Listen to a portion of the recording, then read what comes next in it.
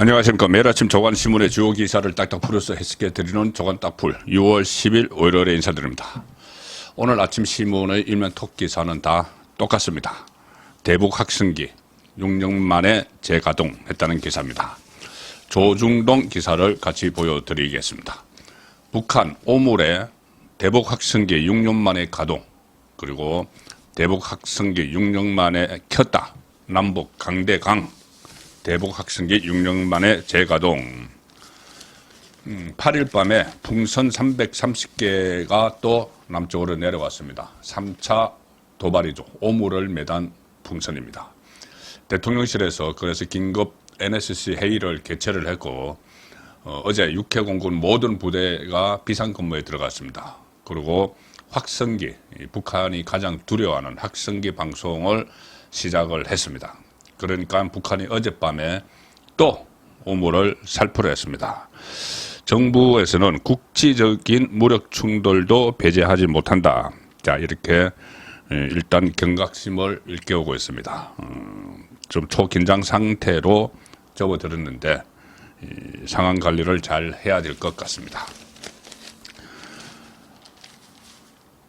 이화영에 대한 징역 9년 6개월 선고. 그 이화영에 대한 선고 자체도 자체지만은 그 징역형, 중형이 이재명에게 어떤 영향을 미칠까? 이것이 지금 가장 핵심이죠.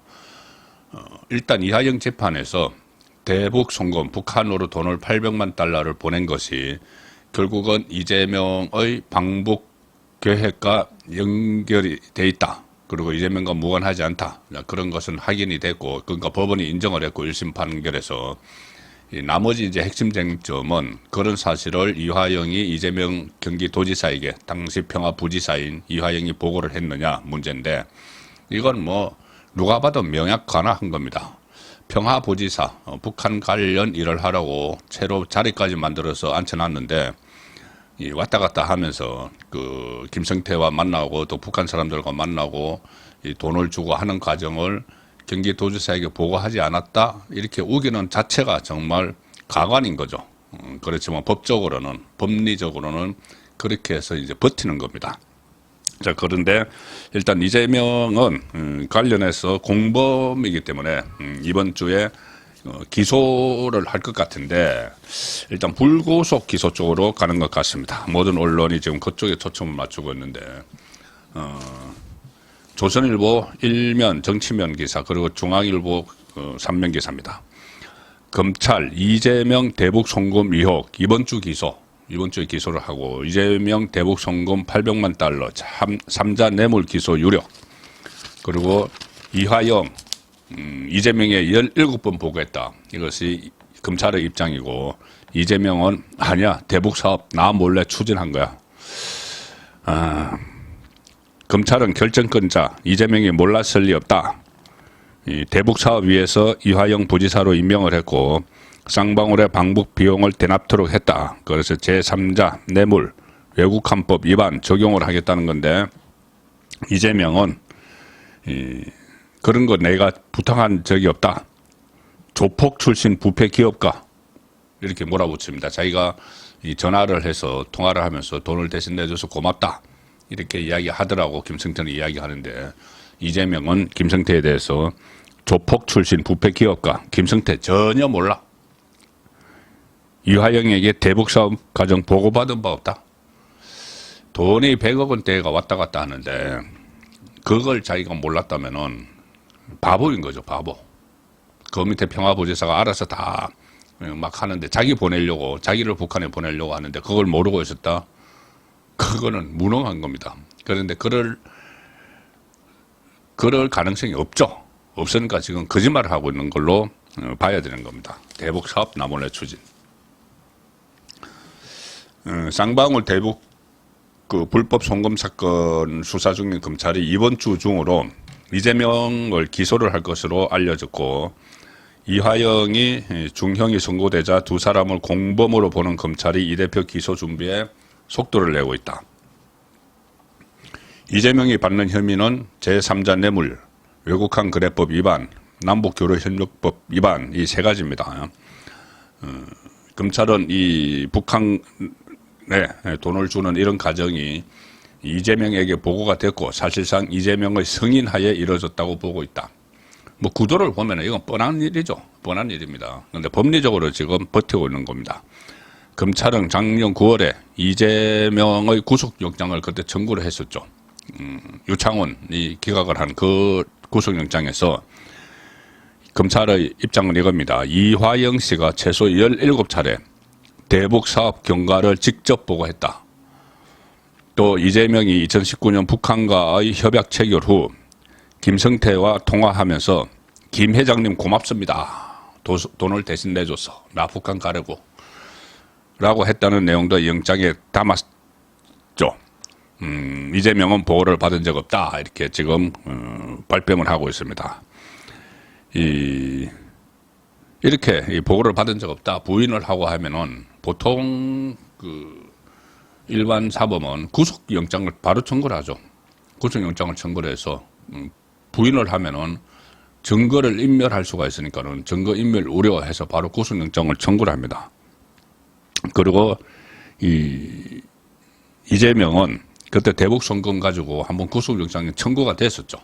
다른 사건들과 묶어서 청구가 됐는데 기각이 됐습니다. 그러면 이제 보강 수사를 그동안 오랫동안 했으니까 다시 구속영장을 다시 청구하는 게 맞죠.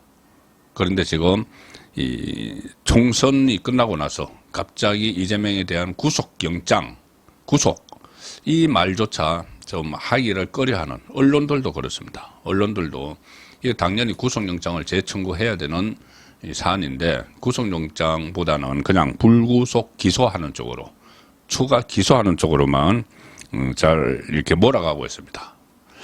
자, 이원석 검찰총장이 불구속 기소 쪽에 무게를 싣고 있다고 하고 언론들도 이 총선 후에 워낙 이 기세가 등등하니까 이재명과 민주당이 그냥 추가 기소하는 쪽에만 이렇게 무게를 두고 보도를 하고 있는 상황입니다.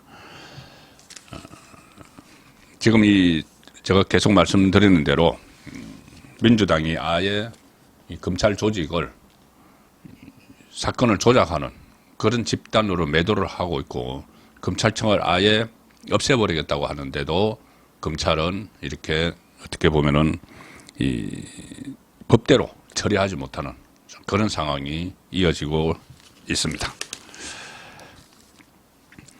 자, 그렇지만 뭐 이게 추가 기소가 돼도 이재명으로서는 치명타입니다. 재판이 지금 3개가 열리고 있는데 이재명 관련 재판 주 3회 그런데 이제 주 4회 재판이 열리면은 어떻게 보면 제풀에 나가 떨어질 수도 있습니다. 서종욱의 법대로 해서 이 부분을 말씀을 드렸었죠. 너무 많이 재판을 받으면 본인이 견디지 못할 정도까지가 될 수도 있고 스스로 무너질 수도 있는 상황인데 그래도 지금 일단은 버티고 있는데 최근 들어 새로운 논쟁이 하나 불거졌습니다. 한동훈 전 비대위원장이 본격적으로 불을 붙이고 있는데 어제 제가 정가뒷담화에서 말씀드린 그 내용입니다. 헌법 84조. 자, 오늘 조선일보 오면 정치면 기사입니다. 다른 언론에서도 이것을 중요하게 다루기 시작을 했습니다. 피고인이 대통령 되면 재판 중단 헌법 84조 논란, 대통령 불소추 특권 조항이죠. 일단 헌법 84조와 관련된 논란의 핵심은 이겁니다. 대통령의 불소추, 소추가 되지 않는, 그러니까 기소가 되지 않는 불소추 특권을 규정한 조항이 헌법 84조인데 여기는 이렇게 되어 있습니다. 대통령은 내란 또는 외환의 죄를 범한 경우를 제외하고는 재직 중 형사상의 소추를 받지 아니한다 이렇게 되어 있는데 이 외국에 대해 국가를 대표하는 대통령의 신분, 권위를 유지하고 국가 원수 직책의 원활한 수행을 보장하려는 목적이다. 그런데 이 조항에서 소추의 의미를 좁게 해석을 하면은 기소하는 것만 불가하다고 보는 의견과 폭넓게 해석해서 수사와 공소 유지, 즉 재판까지도 제한된다는 의견이 법조계에서 엇갈리고 있다. 그러니까 소추를 할 수 없다. 대통령에 대한 소추를 할 수 없다. 소추는 국어사전으로 하면은 이 소송을 제기하는 겁니다. 그러니까 시작 단계죠. 시작 단계니까 당연히 새로운 재판에 넘길 수 없다. 이렇게 해석하는 게 맞겠죠. 이거 법학자가 아니더라도 일반적으로 그렇게 생각이 되는데 법학자들 사이에서 일부에서는 또 이것이 재판도 할 수 없다. 대통령 재임 기간에는 그렇게 억지로 해석을 하는 그 학자들도 있다고 합니다. 그런데 한동훈 비대위원장을 비롯해서 대다수는 말 그대로 새로운 기소를 할 수가 없기 때문에 재판, 진행되던 재판, 지금 이제 4개째 진행이 되겠죠. 앞으로 또 더 많이 있습니다. 법인카드도 있고, 재판이 몇 개가 될지도 모르는데, 그래서 이제 재판에 떨어질 수도 있다는 이야기입니다.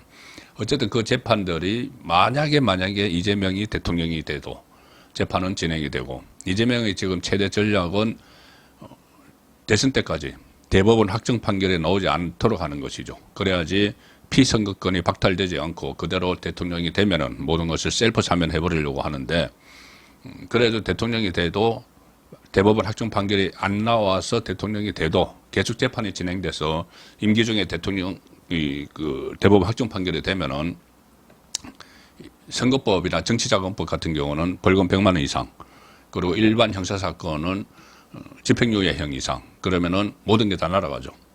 그래서 대통령이 자리에서 퇴임을 해야 되고 파면되는 거죠. 대통령이 이제 퇴임을 해야 되고 보궐선거가 치러져야 되는, 그러면 엄청난 또 국고 손실이 일어나는, 국력 낭비가 되는, 자, 그런 상황이 올 수도 있다고 지금 한동훈 전 비대위원장을 비롯해서 많은 그 법조계 인사들도 그렇게 해석을 하고 있습니다. 만약 이재명이 차기 대선에서 당선되더라도 취임 전에 시작된 형사재판이 계속 진행되는지가 쟁점이 되는데, 한동훈은 어제 말씀드린 대로 당연히 이 헌법은 탄핵 소추와 탄핵 심판을 따로 규정하고, 헌법에서 탄핵 소추, 탄핵 심판 이렇게 따로 있습니다. 소추, 심판, 그러니까 소추는 시작하는 것이고 이 심판은 그 과정이죠. 그러니까는 여기서 대통령에 대해서 소추하는 것도 시작, 새로운 시작의 시작은 못한다. 그렇지만 진행되던 건 할 수 있다. 이 이야기입니다.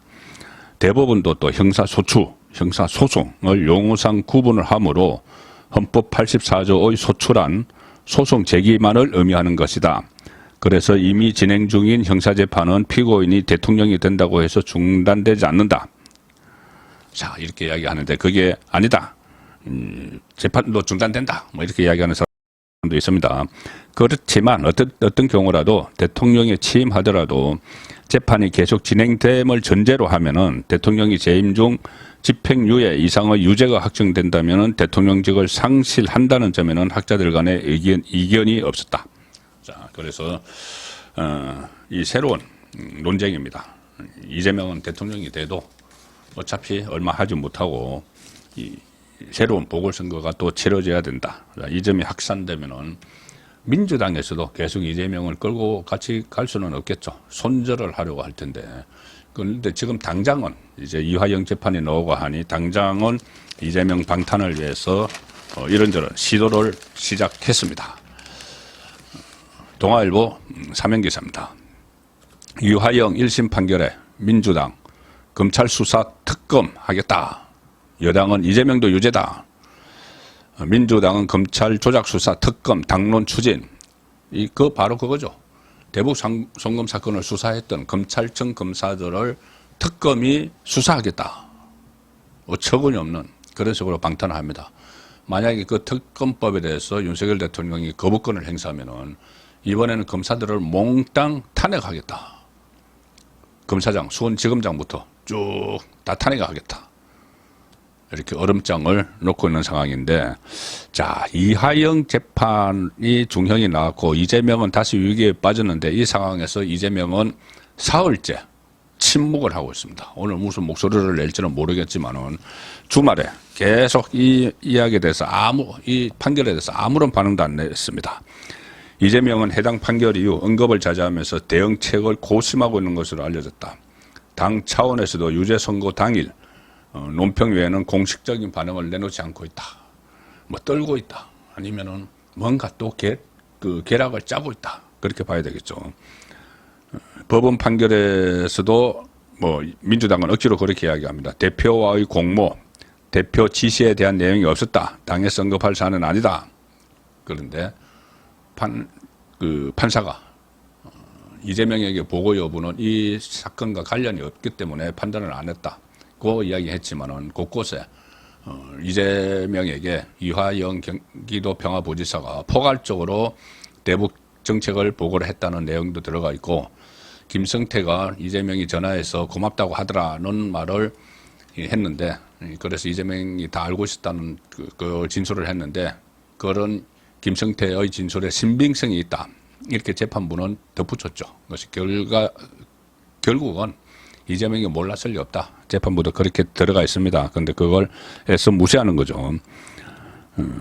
당내에서는 사법 리스크, 이재명의 사법 리스크가 재점화될 수 있다는 우려에 의도적 침묵에 나섰다는 해석이 나오고, 이재명 쪽 사람들 사이에서는 법원이 이화영의 이재명 경기지사 시절 방북 비용 대납 혐의를 유죄로 인정한 부분에 대해 예상치 못했다, 이런 반응도 나오면서 당황한 기색도 역력했다.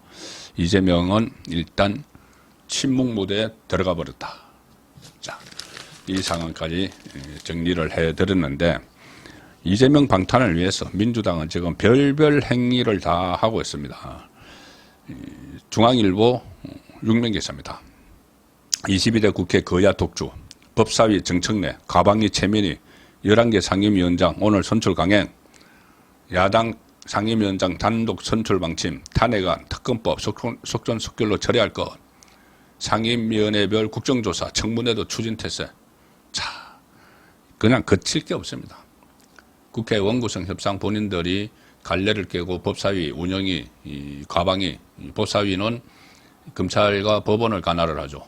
그래서 이재명 방탄용, 운영위는 대통령실을 또 관할을 하기 때문에 대통령실 공격용, 그리고 가방위는 이 공영방송 MBC를 좌파 방송으로 계속 만들기 위한 방송법 개정안, 이 전부 다 이재명 방탄과 연결되는, 이것을 가져가기 위해서 완전히 그 과거 관례를 다 깨버리기 때문에 국민의힘이 응하지 않으니까, 그러면은 싫으면 그만둬, 우리 18개 다 상임위 가져갈 거야. 그러면서 일단 11대 7, 그 전에 했던 대로 11개 상임위원장들은 자기들이 오늘 다 정합니다. 선출을 합니다. 7개는 이제 그냥 남겨두죠. 국회가 정상으로 가든 말든 본인들은 방탄의 길로만 가고 있습니다. 자, 그래서 여당이 의사일정 전면 보이콧 검토. 야당이 하는 거죠. 의사일정 전면 보이콧 이런 것은. 근데 지금 여당이 해야 되는 그런 처지에 빠져 있습니다. 자, 마지막 소개해드릴 기사는 허경영 씨 이야기입니다. 허경영. 오랜만에 허경영 기사를 보실 텐데, 동아일보 사회면입니다. 제목은 허경영, 이병철 양자 허위 주장 유죄, 2034년까지 출마 못해. 제가 피선거권, 이재명 피선거권 이야기를 가끔 드리죠. 이 피선거권이 이화영이 10년 동안, 죄송합니다. 허경영이 10년 동안 박탈됐습니다. 제가 이 기사를 왜 소개를 드리느냐 하면은 이재명과 상당히 이재명을 떠올리게 하죠. 자, 기사 내용은 이겁니다. 허경영 국가혁명당 명예대표가 지금 올해 77입니다. 10년이면은 87세까지 출마 못하죠. 공직선거법상 허위사실 공표, 공직선거법상 허위사실 공표. 이재명이 공직선거법상 허위사실 공표로 경기도지사 시절 그 선거에서 그 혐의로 재판을 받다가 대법원에서 건순일과의 재판거래 의혹으로 무죄 판결이 됐죠. 허위사실 공표. 그리고 지금 허위사실 공표로 재판을 받고 있죠. 백현도 4단계 상향 조정, 이것을 박근혜 국토부의 압력이었다. 또 대장동 사건과 관련해서 고 김문기 씨를 모른다, 이거 한 것 때문에 허위사실 공표로 재판을 받고 있고, 이번 총선 때도 또 허위사실 공표를 해서 지금 고발이 돼 있는 그런 상황입니다. 허위사실 공표는 이재명의 삼관왕이죠. 자, 허경영이 허위사실 공표 혐의로 대법원에서 징역형의 집행유예 판결이 확정돼서 2034년까지 선거에 출마할 수 없게 됐다.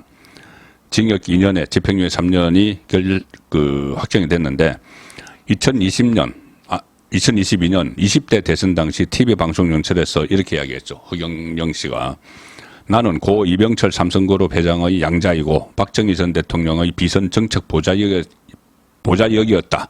이 말이 허위사실이다. 그래서 재판에 넘겨졌죠. 1심 판결에서 똑같이 징역 2년, 집행유예 3년이 나왔는데 그대로 확정되면서 허경영 대표는 2034년 4월까지 10년간 선거에 출마할 수 없습니다. 4월에 이게 대법원에서 확정이 됐습니다. 1심 허경영은 1991년 지방선거 출마를 시작으로 97년부터 2022년 15, 17, 20대 대선에 출마를 했고 2007년 대선에서도 대통령이 되면 박근혜 전 한나라당 대표와 결혼하기로 했고 조지 부시 미국 대통령 취임만 전에 한국 대표로 참석했다. 이런 허위 사실을 유포해서 또 그때도 10년간 선거에 나오지 못하다가 2020년 대선 때부터 다시 선거에 나왔죠. 자, 이재명은 허위사실상관 왕인데 허경영의 판결을 보면서 이재명도 5년 또는 10년 동안 선거에 나오지 못하는 그런 판결이 내려질 날이 그렇게 멀지 않다는 생각을 하게 됩니다. 조간 닥풀이었습니다.